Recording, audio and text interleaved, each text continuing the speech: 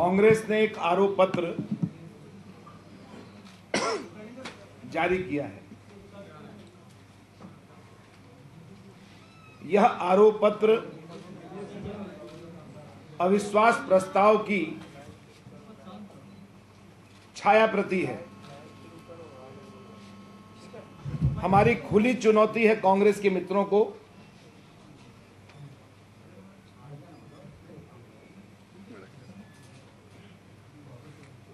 कि अगर उनके ये तथ्य सही हैं तो वे न्यायालय की शरण में क्यों नहीं गए अब तक, और अभी भी समय है, वे जा सकते हैं। बदनीयती के हिसाब से अगर कोई काम करते हैं तो जनता का उससे कोई सरोकार नहीं होता है। यह आरोप पत्र नहीं है, ये पूरी तौर पर जिम्मेदारी के साथ कह रहा हूं मैं, ये एक पराजय पत्र है। और इस पराजय पत्र में उन्होंने 6-7 पन्ने दिए हैं। एक प्रेस नोट के हिसाब से उस हर पन्ने का जवाब मैं यहां पर दे रहा हूं। कांग्रेस ने टोटल आरोप लगाया है 1,46,000 करोड़ से अधिक का घोटाला। पहली बात, मध्य प्रदेश का बजट कितने का है आप समझ लीजिए। घोटाले से कम का तो बजट है, 1,23,000 करोड़ रुपए। ये लाखों में इसलिए बोलते हैं कि 2G स्पेक्ट्रम 1,76,000 करोड़ रुपए का, 1,76,000 करोड़ का। दूसरा 1,46,000 करोड़ का कॉलगेट का, क्योंकि अगर उससे नीचे आ जाते तो तौहीन हो जाती इनकी।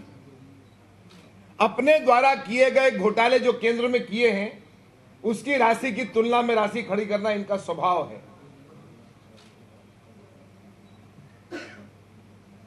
और ऐसे फर्जी आंकड़े सजाकर कॉलम में बांधकर उसको परोसना, यह एक सामाजिक अपराध है, यह सोशल क्राइम है। जनता को गुमराह करने का अधिकार किसी भी राजनीतिक दल को नहीं है। इन्होंने लक्ष्मीकांत जी शर्मा और राजेंद्र शुक्ल पर आरोप लगाए। दोनों ही मंत्रियों पर लगे आरोप जो अविश्वास प्रस्ताव में लगे थे, वे न्यायालय की शरण में गए। आप सबको याद होगा, दोनों ने, एक ने 10 करोड़ का और दूसरे ने भी 10 करोड़ के मानहानि का दावा अजय सिंह पर किया है। शायद वो भूल गए कि ये सब हमारी मेमोरी में, हमारी याददाश्त में भी रहता है। जिसने हिंदुस्तान टाइम्स और जिसने छापा था उस पर दावा किया है, ये सबको मालूम होना चाहिए। नहीं, दिग्विजय सिंह पर और अजय सिंह पर नहीं कह रहा मैं, अखबार पर दावा किया। नहीं, लक्ष्मीकांत जी ने भी दावा किया, राजेंद्र शुक्ला और लक्ष्मीकांत जी दोनों ने किया है। दूसरा, हम खुली चुनौती देते हैं कि केंद्र से मिली राशि का सफलतम उपयोग मध्य प्रदेश की सरकार जितना बेहतर कर चुकी है, क्या महाराष्ट्र ने किया है, क्या आंध्र प्रदेश ने किया है, क्या केरला ने किया है? कांग्रेस से हम पूछना चाहते हैं, जिसका केंद्र सरकार के अनेक लोगों ने अनेक बार मध्य प्रदेश सरकार को पुरस्कार दिया है। एक नहीं 18 पुरस्कार मिले हैं मध्य प्रदेश सरकार के। और केंद्र की सरकार ने, क्या यह पुरस्कार केंद्र की राशि के दुरुपयोग में दिया गया?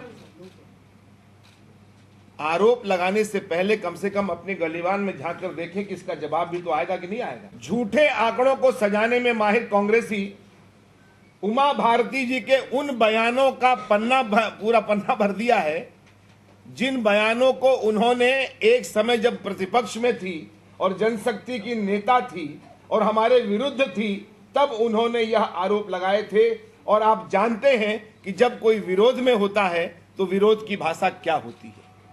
क्या उनको उनकी सहारे की जरूरत पड़ गई? क्या कांग्रेस इतनी कमजोर हो गई है? क्या जनशक्ति के अध्यक्ष के रूप में कहे गए बयानों का वो आज आरोप पत्र में शामिल करेगी? इसके बाद झूठे बयानों से कौवा सयाना नहीं होता है। जहां तक मेरे और नरेंद्र सिंह जी के बयान की बात की गई और उसके साथ गोपाल भार्गव, गौरी शंकर जी बिसेन अब उनने कहा है कि हमके तो संस्कार में ही भ्रष्टाचार मिला, प्रभात झा ने कहा। अब आप समझ सकते हैं कि मैं सोते में भी ऐसी बात कभी कर सकता हूं क्या, कि संस्कार में मिला हमको भ्रष्टाचार या सरकार से मिला भ्रष्टाचार। ये झूठ के पुलंदों को बांटने से जनता को गुमराह नहीं कर सकते। गलत और एकदम संदर्भ रहित और गलत बयान है, असत्य बयान है, जिसका कांग्रेस ने अपने पराजय पत्र में उल्लेख किया। वो सारे बयान एक सिरे से हम खारिज करते हैं।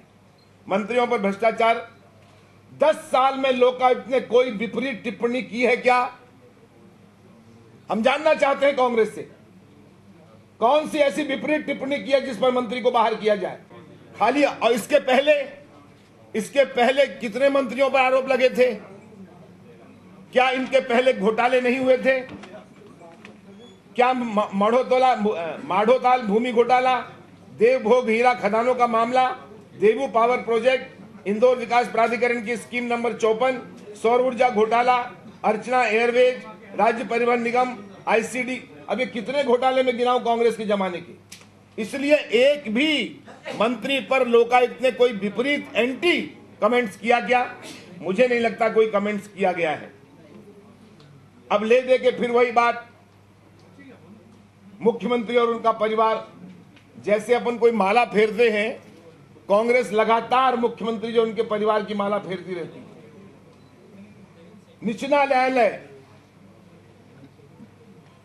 हाई कोर्ट, जनता की अदालत, इन सारे अदालतों से हम फारिग हो गए, लेकिन उनके आरोप की उम्र खत्म नहीं हुई है। अब कौन से अदालत में? तो हम खड़े हैं जनता की अदालत में। पिछली बार भी गए थे, सत्ता में आए लौटकर, और फिर ये जनता की अदालत में जाएंगे। तो फिर जब लौट कर आएंगे, मुझे नहीं लगता कि वो माला फेरना बंद करेंगे मुख्यमंत्री और उनके परिजनों के बारे में। एक भी आरोप आज तक, वही आरोप, वही जो अविश्वास प्रस्ताव में था। शर्म आनी चाहिए थी कांग्रेस के मित्रों को कि जिस आरोप पत्र को उन्होंने आज अविश्वास पत्र को आरोप पत्र में बदला है, उसी अविश्वास पत्र में उन्हें किसने अविश्वास पत्र लाते समय राकेश चौधरी जी कैसे खड़े हुए थे और कैसा लगा था उनको। ये होता है राजनीति। राजनीति इस तरह से नहीं होती जिस तरह से वो कर रहे हैं। अब आडवाणी जी का पत्र लगा दिया इसमें। हम फिर आपसे कह रहे हैं कि आडवाणी जी का पत्र किन संदर्भों में लिखा गया था। हमें खुशी है कि कांग्रेस के मित्र आडवाणी जी के पत्र को अच्छे से पढ़कर और हमारा प्रचार प्रसार उसमें किया है उन्होंने। हम बधाई देते हैं उनको। कोई रिलेवेंट नहीं है, कोई प्रासंगिकता नहीं है उस पत्र की। अब वो क्या कहना चाह रहे हैं वे समझें। अब इस पराजय पत्र में क्या ताल्लुकात था आडवाणी जी के पत्र का? क्या स्पष्ट कर सकते हैं? वो नहीं कर सकते। आडवाणी जी ने जो लिखा था उसका जवाब मैं देता हूं, एक एक का जवाब दूंगा। खारिज हो चुका है, क्या करेंगे वो? वही तो परिवार में जोड़ते रहते हैं। कांग्रेस पराजय पत्र बनाते समय भूल गई जो मैंने पहले कहा कि घोटाला जिसको वो कहते हैं 1000 करोड़ की राशि पंचायत विभाग को आवंटित, उन्होंने कहा 1000 का घोटाला। 1200 करोड़ रुपए इनको आवंटित, उन्होंने कहा 1200 का घोटाला। घोटालों की जिंदगी जीने वाले कांग्रेस के लोग सिवा घोटालों के कुछ नहीं कह सकते। और इसलिए यह आरोप पत्र, जैसे मैंने कहा कि झूठे बयानों से कौवा सयाना नहीं होता है, इस तरह से कांग्रेस चाहे इस प्रदेश की जनता के साथ यह राष्ट्रीय अपराध न करे, ये सोशल क्राइम न करे, और इसका खामियाजा फिर उसको भुगतना पड़ेगा 25 नवंबर को। परिणाम आएंगे 8 दिसंबर को, फिर वही एक आरोप पत्र लाएंगे वो। इसलिए दूसरों के घर पे पत्थर फेंकने से पहले अपने घर के कांच की दीवारें देख लेनी चाहिए।